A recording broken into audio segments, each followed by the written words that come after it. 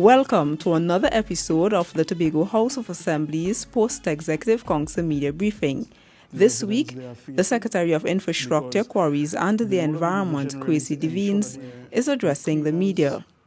Operations at the Shervan location for licensing have begun smoothly for the most part on Monday the 11th. The only service that is not at that location currently is the driving test. However, all inspections, processing of documents, licenses, all of them are being done at the Shervan location currently. And I'm really pleased that the location has afforded a certain comfort, first and foremost to the employees, and that workers, the public in particular, is able to access a critical service for a full day. And this is something that I think the public has been appealing for a very long time.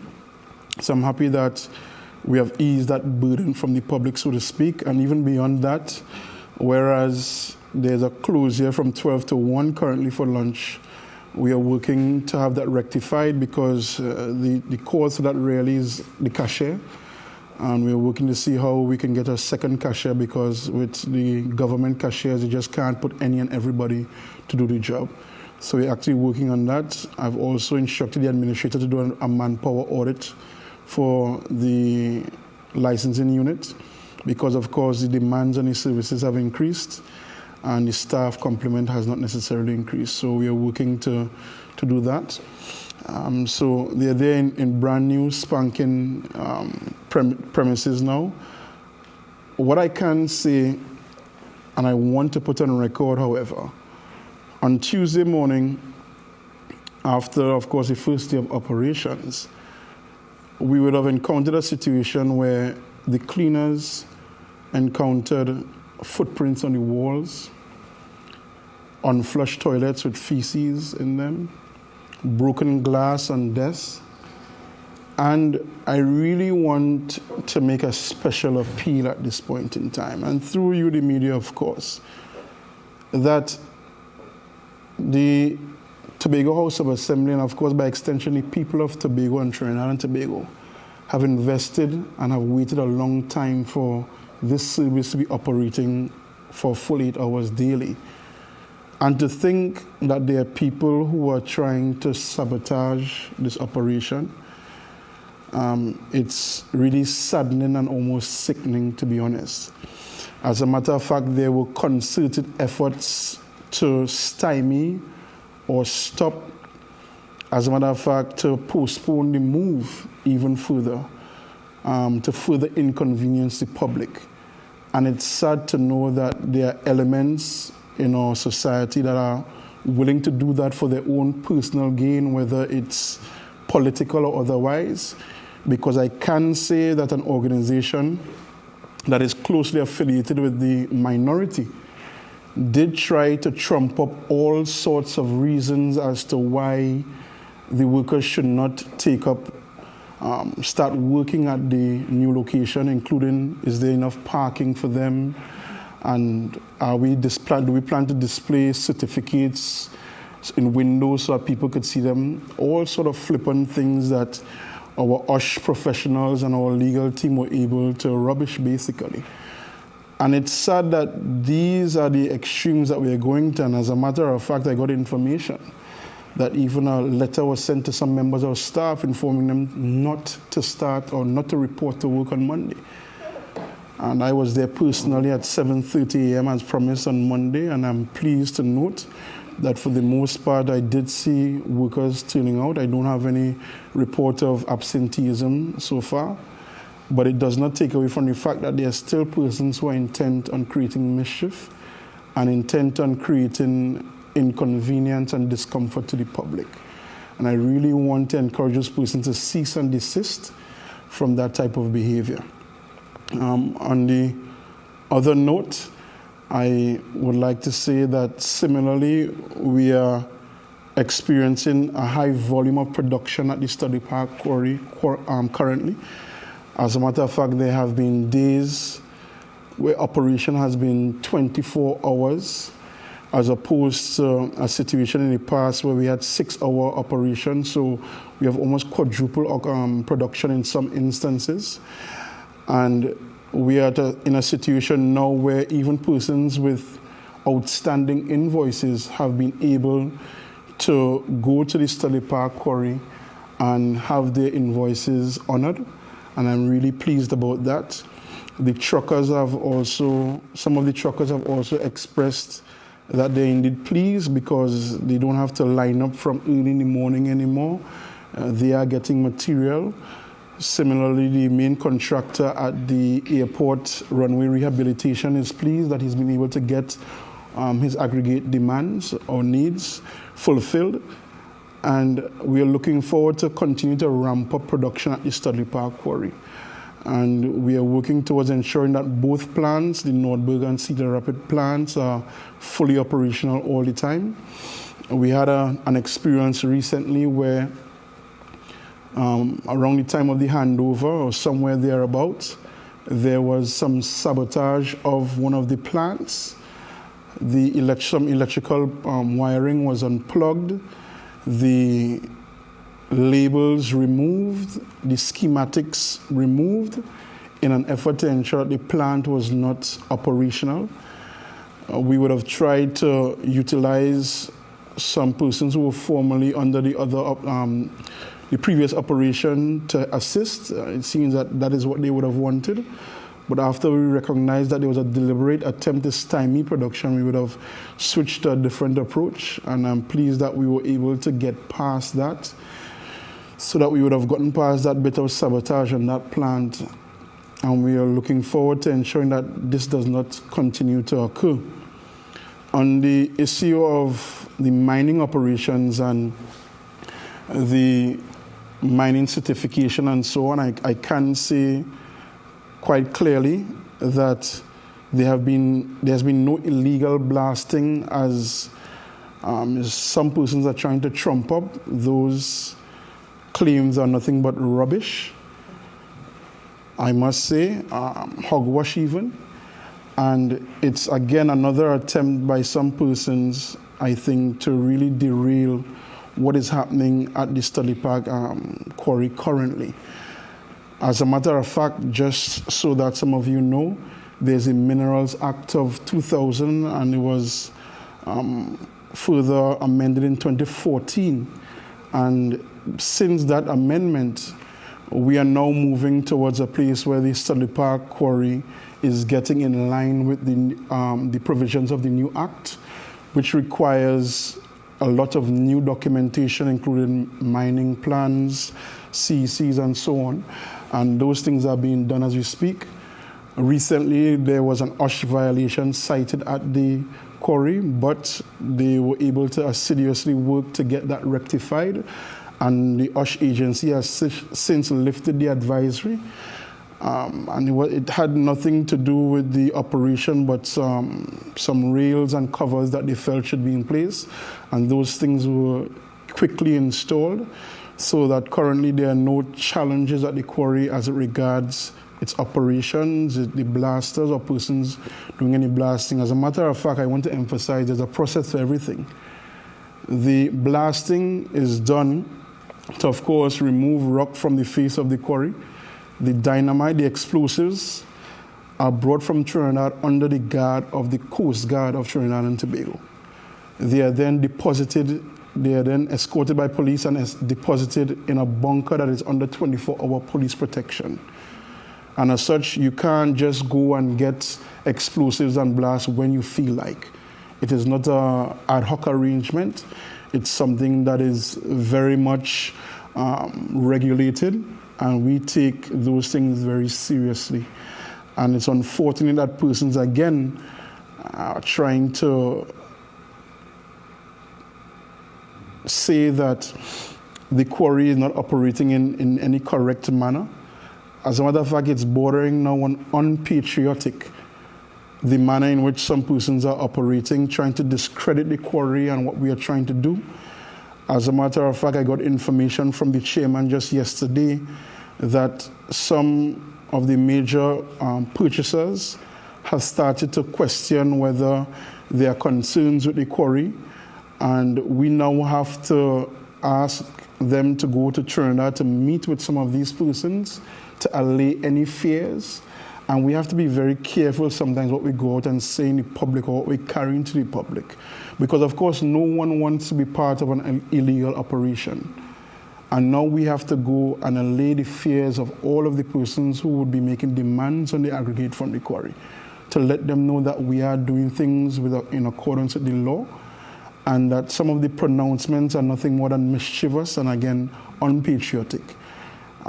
Sometimes I begin to wonder if the behavior of some persons I can liken to some of those, I can't even call them men, those folks who decide, those abusive husbands, who claim that they love their wives and continue to abuse them.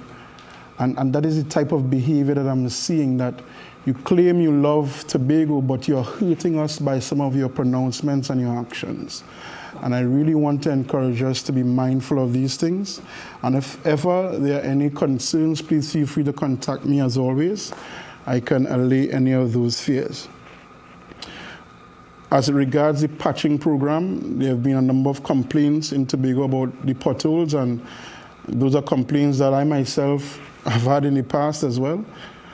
And I can say that one of the challenges I had found is that in as much as the secretary is there to control the division, it should not be that the secretary has to be the one to instruct that a pothole is patched.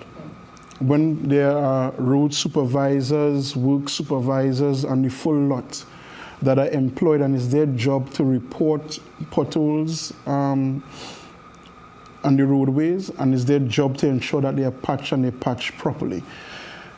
So we would have gone through an exercise within the division to do a survey of the potholes on the island, all the quantities that we'll need, of course the dimensions and so on, to ensure that we can roll out a robust patching program. And I am pleased to say that on top of that, we would have engaged WASA to revisit an MOU that the division engaged with WASA in 2016 to patch holes created by, or disruptions created by WASA.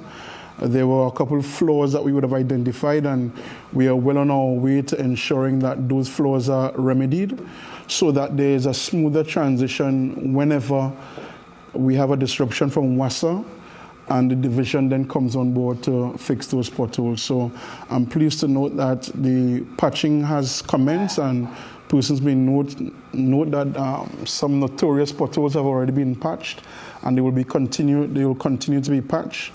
We also have some paving that we want to do. Hopefully the weather is assisting us before the Christmas period.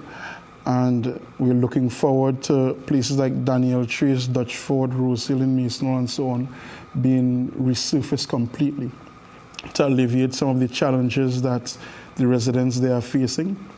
Because the role of the division really is to ensure that the infrastructure is such that it facilitates a comfortable day-to-day life of the average Tobagonian and visitors to Tobago alike, and we take that responsibility very seriously.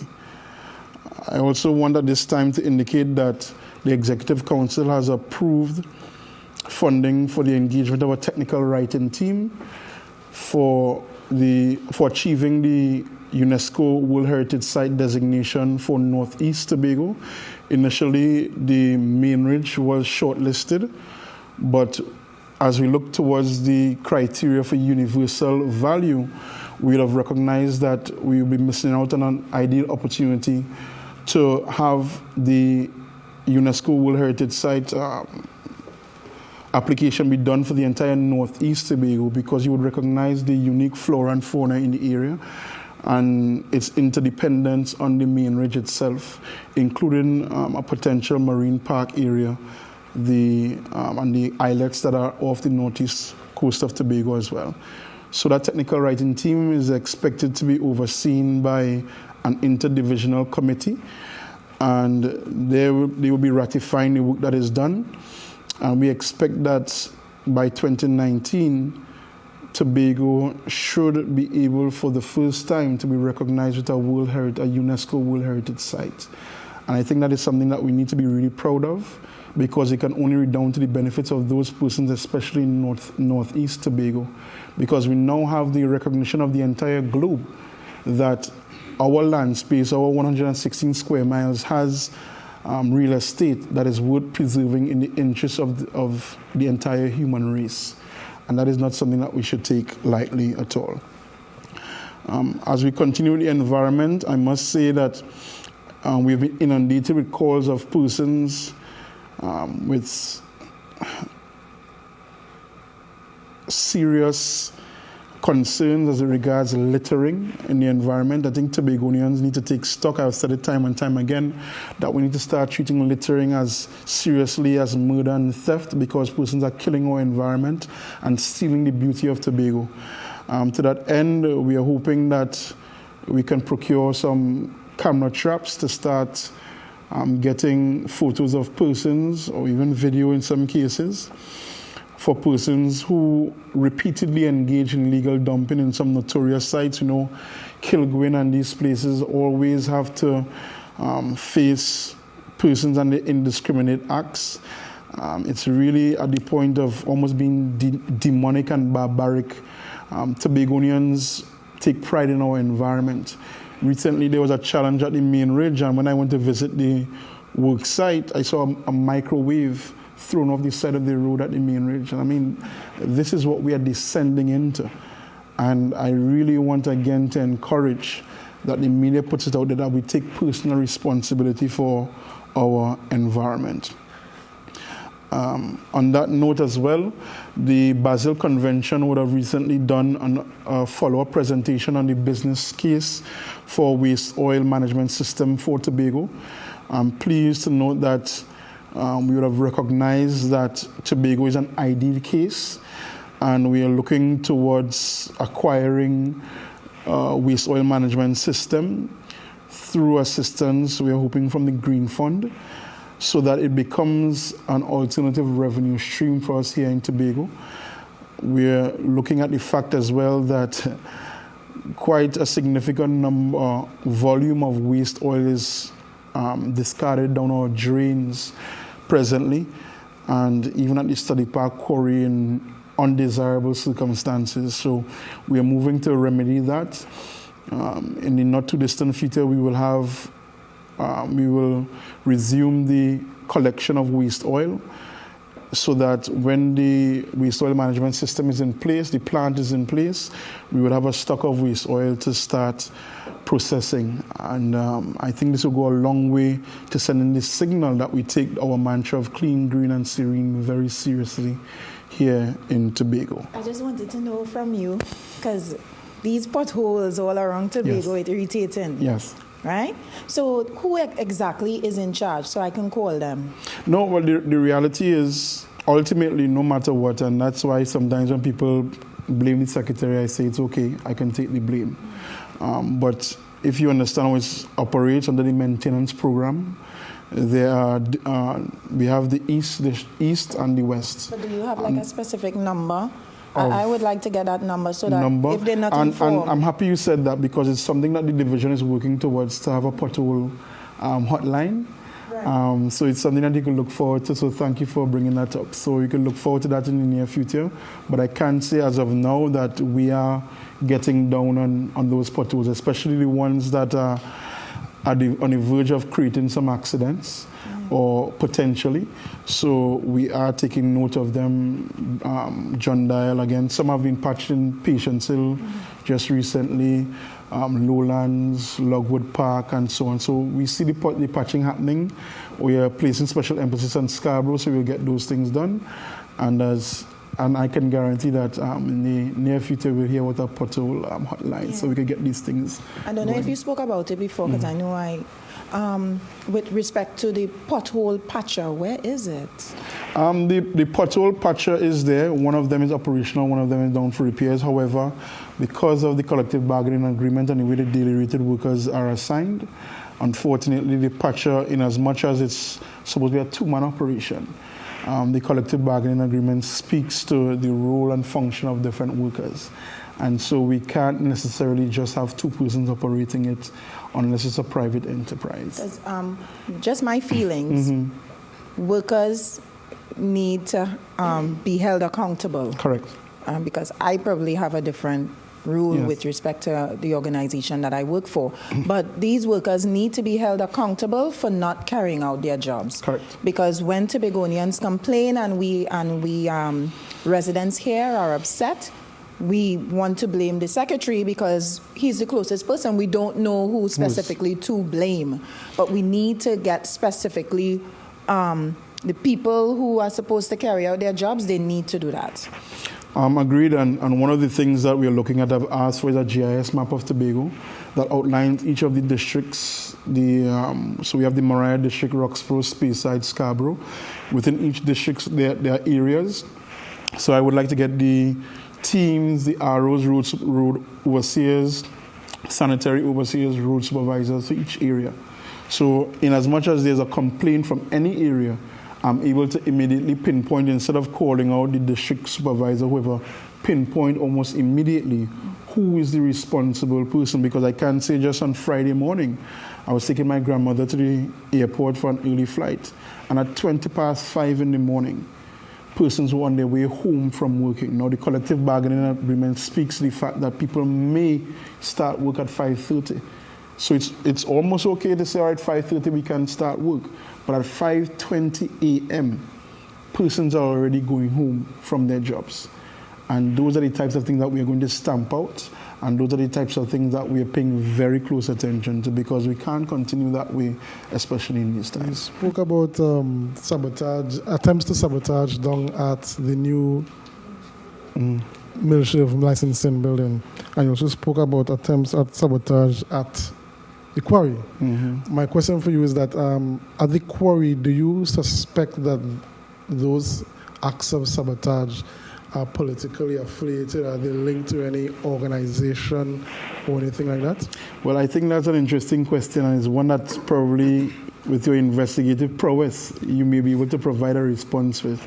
But I can say that it seems to be quite a coincidence that with both occasions, they have been pronouncements by the minority almost in tandem with both acts of sabotage. Okay.